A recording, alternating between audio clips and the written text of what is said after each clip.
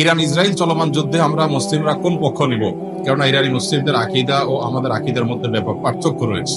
দেখুন, একটা কমন নীতি আমাদের প্রত্যেকেরই জানা থাকা দরকার। সেটা হলো, একজন মুসলমান তিনি সবসময় মাজলুমের পক্ষ অবলম্বন করবেন। যখন দুটি বিবাদমান পক্ষের মধ্যে একটা মাজলুম আর একটা জালেম হবে, তখন সেই ঘটনায় মুসলমানরা সবসময় জুলুমের বিরুদ্ধে অবস্থান নেবেন। এটা হলো কমন নীতি। এমনকি জুলুমের শিকার মানুষটা যদি অমুসলিম হয়, তারপরেও তার প্রতি মুসলমানের সিম্প্যাথি থাকবে। মুসলমান কখনো জুলুমের সাথে সঙ্গ দিবে না যদি জালেম মুসলমান হয়। অতএব আপনার সাথে কোন মাজলুমের যদি আকীদাগত মতপার্থক্য থাকেও, সেই মতপার্থক্য আপন জায়গায় থাকবে, সেটাকে আপনি রাখবেন, এবং বিরোধিতার জায়গাটা আপন জায়গায় থাকবে। কিন্তু এত সত্ত্বেও যদি সে জুলুমের শিকার হয়, তাহলে আপনি জুলুমের বিরুদ্ধে অবস্থান নিবেন। অন্তত সার্বিকভাবে, সামগ্রিকভাবে আপনি সেটার বিরুদ্ধে অবস্থান নিতে না পারলেও মানসিকভাবে হলেও তার বিরুদ্ধে আপনাকে অবস্থান নিতে হবে। এটি হলো মৌলিক নীতিমালা। মুসলমান কখনো জালেমের পক্ষে যেতে পারেন, মাজলুমের পক্ষ মুসলমান সবসময় নেবে।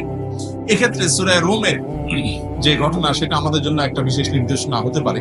সূরা রুমের শুরুতেই আল্লাহ তাআলা যে বলেছেন, আলিফ লাম মিম গুলিবাতির রুম, এখানে আমরা দেখেছি যে রোমানদের সাথে তখন পারস্যের অগ্নি প্রযুক্তির সাথে যে যুদ্ধ হয়েছে, সেই যুদ্ধে মক্কার মুশরিকরা পারস্যদের আর মক্কার মুসলমানেরা সাহাবায়ে কেরাম তারা রোমানদের সমর্থন করেছেন। কেন?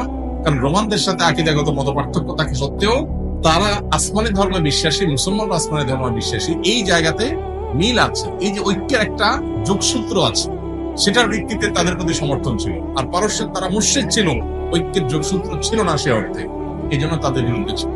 অতএব আজও আমরা ওই মূলনীতি মাথায় রেখে অনেক আহলে কেবলা, অনেক আপনার মুসলিম আছেন যারা হয়তো বিভ্রান্ত, যারা হয়তো বিদআতে লিপ্ত, কেউ কেউ হয়তো শিরকে বা ইসলামের গণ্ডিতে কেউ খারেজ, বা বাহ্যিক দৃষ্টিকোণ থেকে আধুনিক সময়তে মুসলমান মানুষ মনে করে পরিস্থিতি বিবেচনা, বিশেষ করে তারা যখন জুলুমের শিকার হবে, তখন জালিমের পতন চাওয়া বা তাদের চাইতে আরো বেশি জুলুম যারা করছে তাদের পতন চাওয়া বা তাদের ব্যাপারে আপনার যথাযথ অবস্থান গ্রহণ করা, এটা মুসলমানের একজন দায়িত্বশীল মুসলমানের কর্তব্য। সেই স্ট্যান্ড বা সেই অবস্থানটা আমাদের এক্ষেত্রে হতে পারে। এছাড়া এটা তো ঠিক যে সিরিয়া যুদ্ধে ইরাকে বহু সুন্নিকে তারা হত্যা করেছে, নির্মম ভাবে হাজার হাজার লক্ষ লক্ষ সুন্নিকে তারা হত্যা করেছে। মূলত পৃথিবীতে মানুষের পাপের কৃতকর্মের প্রায়শ্চিত্ত মানুষকে করতে হয়। বিশেষ করে জুলুম যদি করে কেউ, তাহলে জীবদ্দশাতেই তার প্রায়শ্চিত্ত করতে হয়, আখিরাতে তো আছেই। এই জন্য জুলুম থেকে আমরা সবসময় নিজেদেরকে বাঁচিয়ে রাখবো। কোন যুক্তিতেই আমরা জুলুম করব না। এমনকি যুদ্ধক্ষেত্রেও নবী সাল্লাল্লাহু আলাইহি ওয়াসাল্লাম আমাদেরকে জুলুম করার পারমিশন দেন নাই। অমুসলিমের সাথে আল্লাহ তাআলা জুলুম করার পারমিশন আমাদেরকে দেন নাই।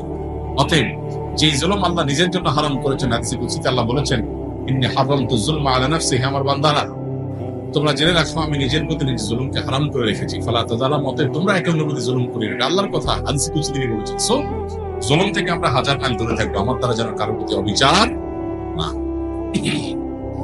কারণ জুলুমের পক্ষে যারা থাকবে তাদের পতন অনিবার্য, আজ হোক আর দুদিন